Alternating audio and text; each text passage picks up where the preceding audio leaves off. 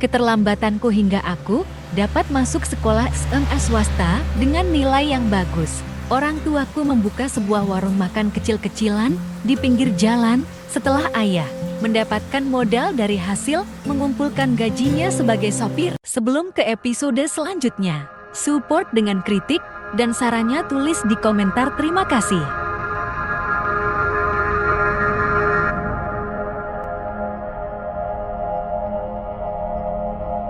Tentu saja, sisa dari membayar biaya sekolah dan juga kebutuhan sehari-hari kami.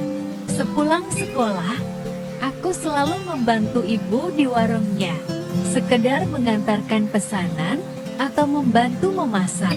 Aku jarang ada waktu untuk bermain dengan teman, karena aku lebih suka membantu orang tuaku di warung sambil belajar. Kehidupan kami yang sederhana dilimpahi kebahagiaan.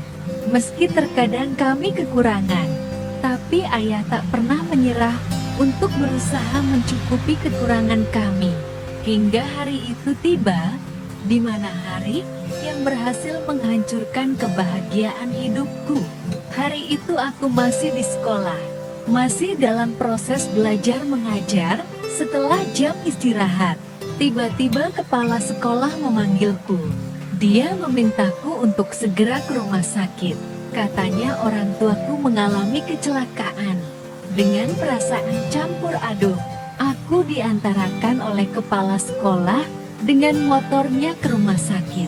Setelah tiba di sana, aku melihat kedua orang tuaku terkapar di atas ranjang rumah sakit dengan keadaan berdarah-darah. Segera saja aku berlari dan menghambur memeluk ayahku yang sekarat. Sedangkan ibuku, beliau sudah berpulang. Lebih ibuku yang sudah hampir kaku. Aku menangis memintanya untuk bangun kembali. Dulu, aku menangis histeris melihat kedua orang tuaku seperti itu. Aku memeluk jasad ibuku yang sudah hampir kaku. Aku menangis memintanya untuk bangun kembali. Tanpa orang tuaku, aku tak memiliki siapapun lagi. Aku tak punya saudara ataupun kerabat. Aku akan menjadi gadis yang hidup sebatang kara. Kulihat ayahku yang sedang diberikan pertolongan oleh dokter. Aku semakin tak tega, tangisku tak dapat kuhentikan. Kepala sekolah menenangkanku, tapi aku tak bisa tenang. Bagaimana bisa aku tenang sedangkan orang tuaku sedang berada di antara hidup dan mati? Seorang pria menghampiri ayahku yang sekarat. Dia meraih tangan ayahku dan meminta maaf. Aku tak tahu siapa dia saat itu, karena dia begitu asing bagiku. Tolong maafkan saya, Pak. Saya tidak sengaja. Ucapnya lirih meminta maaf dengan tulus kepada ayahku. Theo.tolong.ija.ja.an. Ngaku, ucap ayah terbata-bata. Kulihat tangan ayah menggenggam tangan pria itu erat. Mata bapak melotot seolah menahan sakit. Lalu, tangan ayah terlepas begitu saja dari tangan pria itu. Mata ayah tertutup rapat. Pria itu terkejut. Tangannya menyentuh denyut nadi ayah yang ternyata sudah tak ada. Ayahku berpulang menyusul ibu. Tidak, jeritku histeris ketika ku tahu bahwa ayah juga pergi meninggalkanku. Aku berlari menghambur memeluk tubuh ayahku yang sudah tak bernyawa itu. Kenapa ayah tinggalkan Larissa juga? Kenapa ayah? Aku berteriak seperti orang gila. Dokter dan kepala sekolah berusaha menenangkan aku yang sangat histeris kehilangan kedua orang tuaku di hari yang sama. Hatiku sangat sakit, seolah terkoyak dan hancur berkeping-keping. Kulihat pria tadi menundukkan kepala setelah mengacak rambutnya kasar. Dia seolah menyesali sesuatu. Aku terus menangisi kedua orang tuaku yang kini telah menjadi jenazah. Aku tak tahu bagaimana melanjutkan hidupku setelah mereka pergi. Hari itu juga kedua orang tuaku dimakamkan di pemakaman umum. Setelah orang tuaku dimakamkan, aku kembali ke kontrakanku dengan linangan air mata yang tak dapat dihentikan. Aku merungkuk di sudut ruangan sempit itu, menangis terseduh meratapi nasibku yang malang. Kini, aku menjadi yatim piatu di usiaku yang masih belia, yang masih membutuhkan kasih sayang mereka.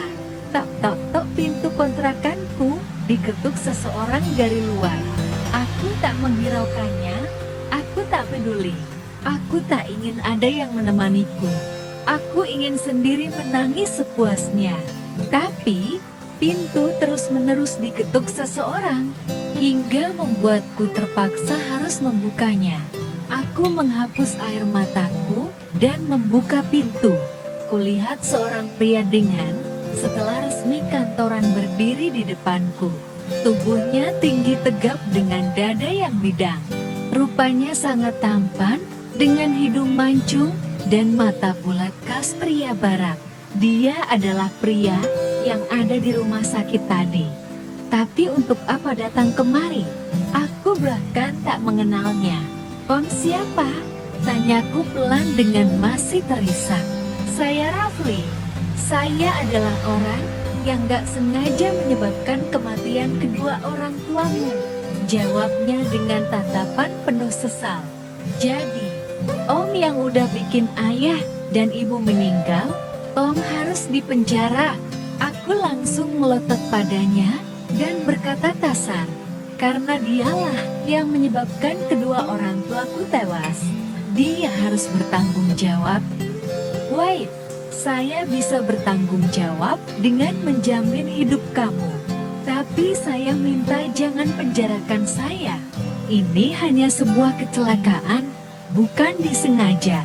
Saya juga sudah menjelaskan dengan detail kecelakaan yang saya alami kepada polisi. Ini murni kecelakaan dan saya diminta untuk mendatangi kamu untuk meminta maaf dan meminta keputusan dari kamu.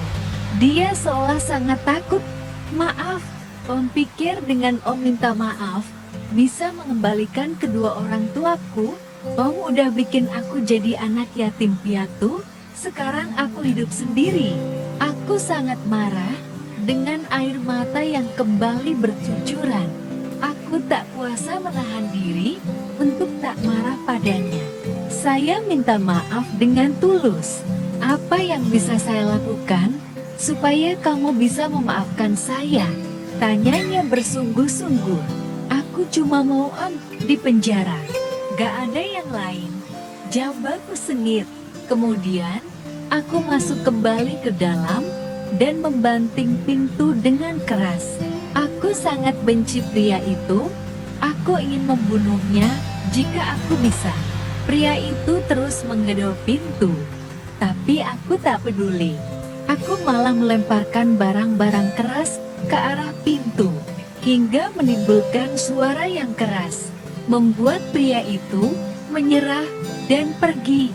Setelah pria itu pergi, aku kembali menangis, meringkuk di sudut ruangan.